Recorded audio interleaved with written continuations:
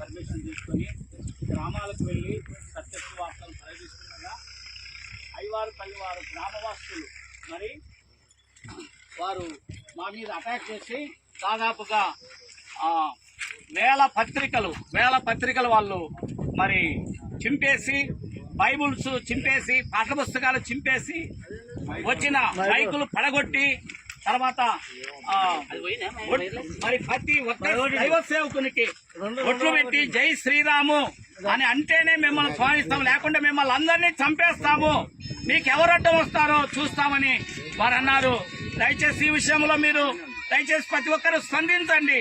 ఎందుకంటే భారతదేశంలో మేమున్నాం, మాకు స్వతంత్రత ఉంది. భారతదేశంలో మేము రాజ్యాంగంగా మేము ఎవరిని కించపరచలేదు.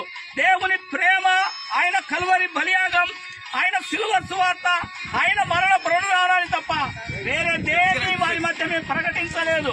సిలువ వేయబడిన యేసు క్రీస్తు వారి సహోదరులందరినీ తీవ్రంగా గాయపరిచారు. అలాగే వారికి ఇష్టం వచ్చినట్లు బూతులతో మాట్లాడారు.